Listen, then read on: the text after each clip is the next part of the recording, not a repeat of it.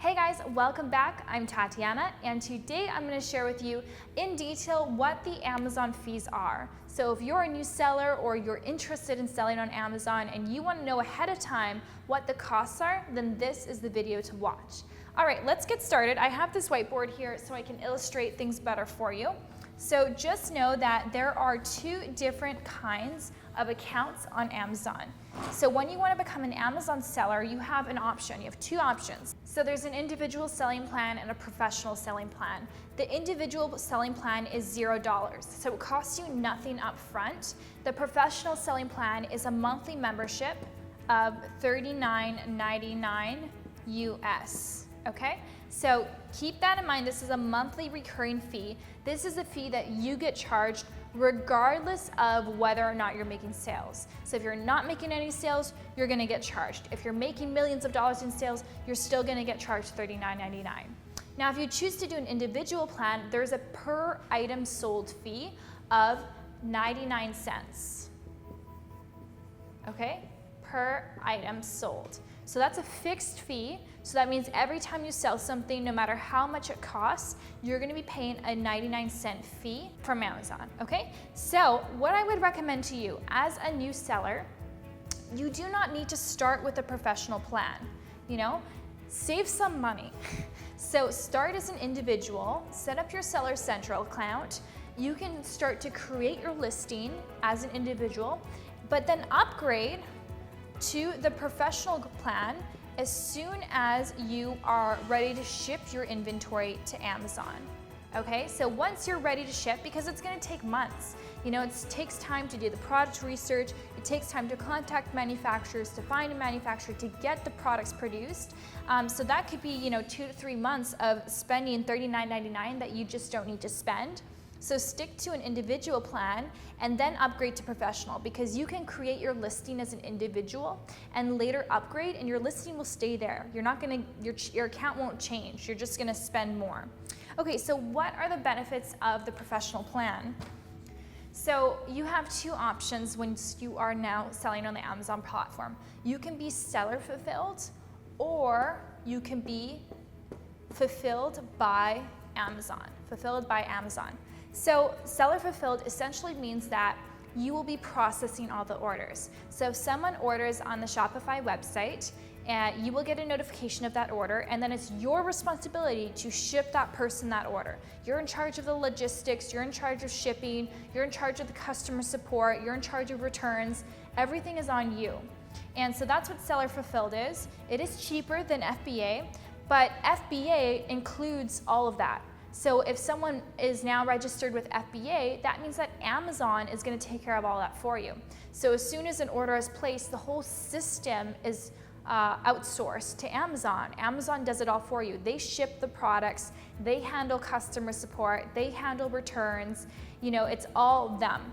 And so there are fees associated with FBA, which is what we're going to talk about today, but I just recommend that you do FBA. Seller fulfilled is fine, like if you're selling maybe a couple products per week, but if you really want to scale your business, that's hectic. And then you're going to spend so much time fulfilling orders, which is not a good use of your time.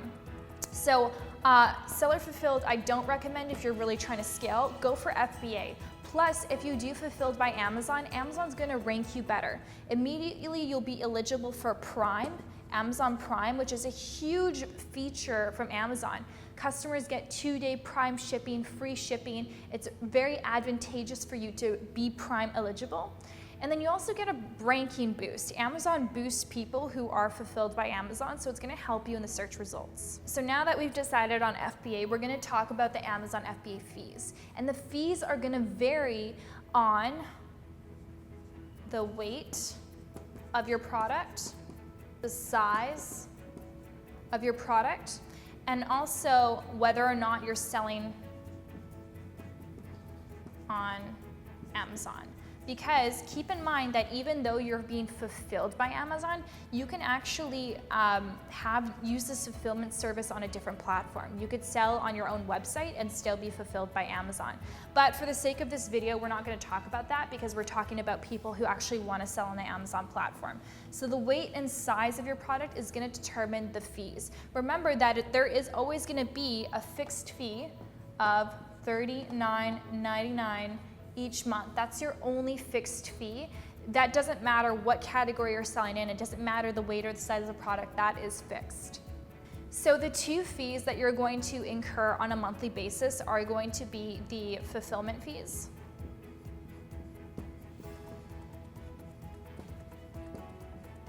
and the inventory storage fees.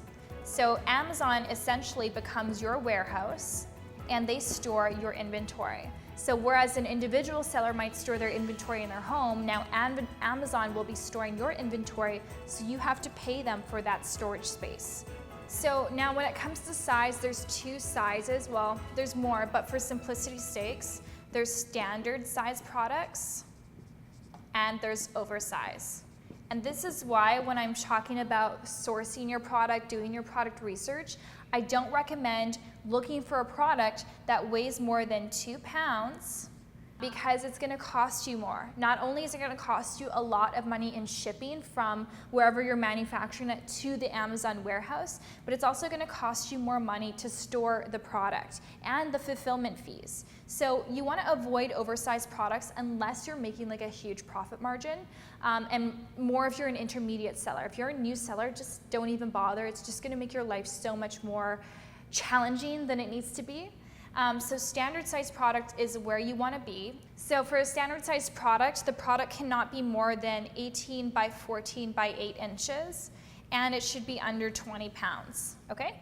But again, for you, trust me, you want to have a product under 2 pounds if you're a new seller and if you're sourcing overseas, unless there are significant profit margins or it's a really amazing product opportunity.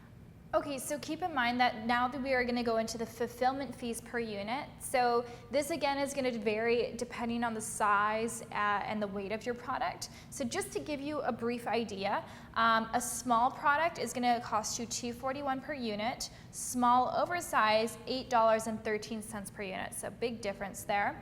A large item that's 1 pound or less is $3.19, and a medium oversize is $9.44. So I'm going to give you the full screenshot of the different fees. There's also a really good FBA fee calculator that I'll link for you in the description box below. So if you're curious, you have a product in mind and you want to know, okay, what are the fees for this product? You can input the weight of the product, you can input the category, and you can get really specific to know what to expect when it comes to the FBA fees. And also one thing I want to mention, that the clothing category has an additional 40-cent charge per unit. So that can be quite expensive when you really add it up when you're selling large volumes. So 40 cents per unit, that's just an automatic charge that everything in the clothing category gets.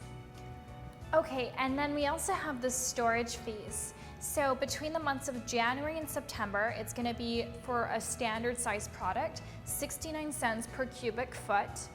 But then between the months of October and December, it turns out to being $2.40 per cubic foot. And the reason for that is because these are, this is the holidays, you're gonna get a lot of sales, a lot of people are shipping inventory to Amazon, and so their storage space becomes much more valuable. And so they're gonna charge you more at that time. So keep that in mind.